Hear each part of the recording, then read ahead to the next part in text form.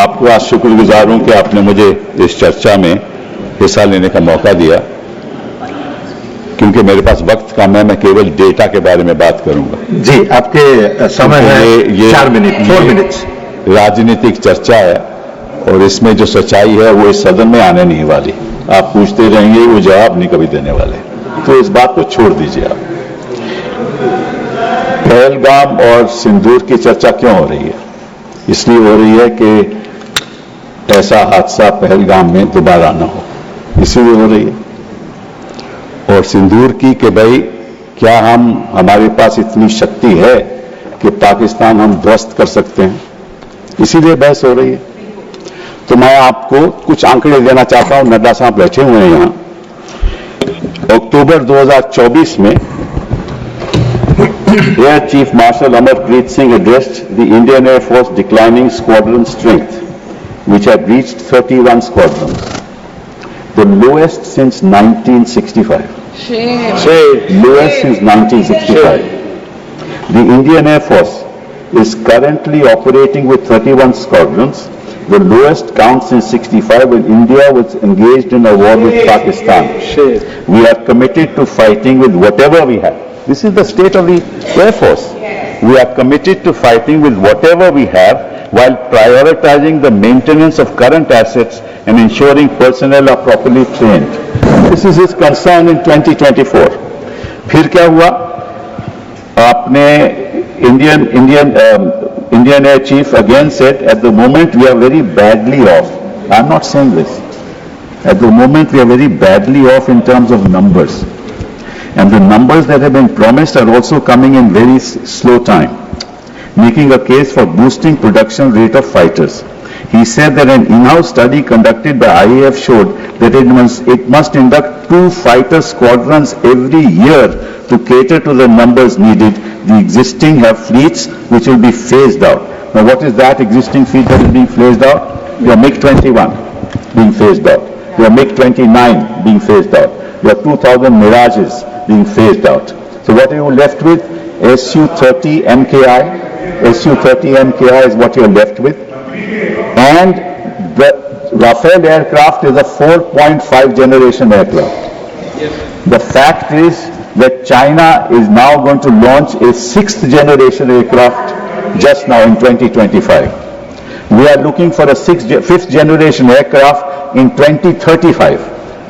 Because the AMCA aircraft will be ready, prototype in 2028, will be in production in 2035. What will we do by then? And this, I'm not saying this. If you are so much concerned about the defense of our country, what have you done in the last 11 years while you were sitting in power? You must answer that. There is no point blaming each other कि वो तो सवाल पूछेंगे और आप कहेंगे हम नहीं बताएंगे। ये तो आपकी राजनीति है। दिस इज योर राजनीति। दूसरी बात, एक और बात बताता हूं। HAL ने LCA एयरक्राफ्ट का गठन सोचा था 1984 में। 2001 में अभी तक जहाज तक बना नहीं और 2025 हो गए, एक जहाज नहीं आज तक बना, एक जहाज नहीं, जो हमने कंसेप्चुअलाइज किया था 1984 में। आप क्या कर रहे हो? दूसरी बात, तीसरी बात आपको बताना चाहता हूं, वो ये है कि पाकिस्तान के पास, हमारे पास तो ये 31 स्क्वाड्रन फेजिंग आउट के बाद 29 रह जाएंगे और पाकिस्तान आज के दिन उनके पास 25 स्क्वाड्रन है, तो लगभग बराबरी है। और साथ साथ में 133 स्क्वाड्रन चीन के हैं। साहब आप मुझे नहीं, तो आपका समय समाप्त हो गया, समाप्त हो गया। मैं बैठ जाता हूं। आपका समय समाप्त हो गया। सुनना नहीं चाहते तो मैं क्या कर सकता हूं? Your time is over. मैं कोई विवादित बात नहीं कर रहा हूं, मैं देश के प्रति बात कर रहा हूं, कोई विवादित बात कर रहा हूं। मैं देश के प्रति आंकड़े बता रहा हूं, देश की जनता को कि आप कितने संगीन हैं, आप अपनी देश की रक्षा के लिए क्या कर रहे हैं। समाप्त हो चुका है, इसलिए हमने बेल बजाया है। उसके बाद मैंने अभी दूसरा स्पीकर को बुलाया है, doctor Shashi Patra. Nothing will go on record. Doctor Shashi Patra,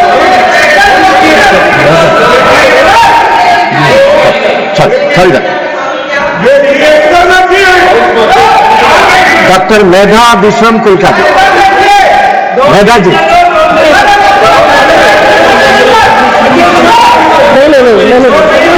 मैंने बोला time is over, nothing is going on that call. Mehta ji,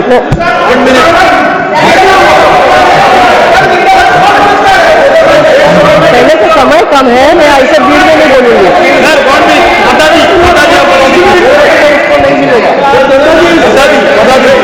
Just 1 minute. I am giving you 2 minutes. Please complete in 2 minutes.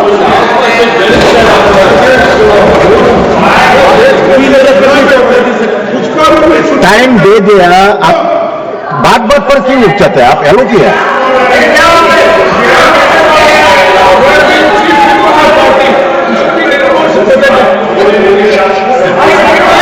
Mic, ये तो हो गई हमारी प्रेपरेशन की बात कि हमारे पास इतना साधन नहीं है कि हम पाकिस्तान को ध्वस्त कर दें।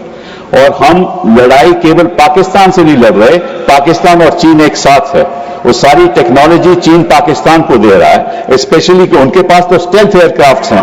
हमारा ये जो राफेल है, it is a half stealth aircraft. It is got avionics but is only got half stealth characteristics. बात तो अब बात आई अब सिंदूर ऑपरेशन पहलगाम की। जब पहलगाम में 26 लोग की मृत्यु हुई तो ऑब्वियसली टेररिस्ट 400 किलोमीटर अंदर आए थे और उनके पास AK-47 थे और बाकी भी औजार उनके पास में मॉडर्न थे।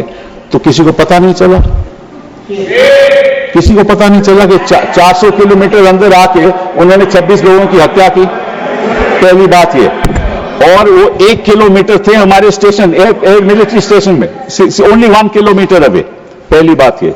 दूसरी बात, 8 अप्रैल को गृह मंत्री जी जम्मू कश्मीर गए। वहां उन्होंने लेफ्टिनेंट गवर्नर सिन्हा साहब के साथ मीटिंग की।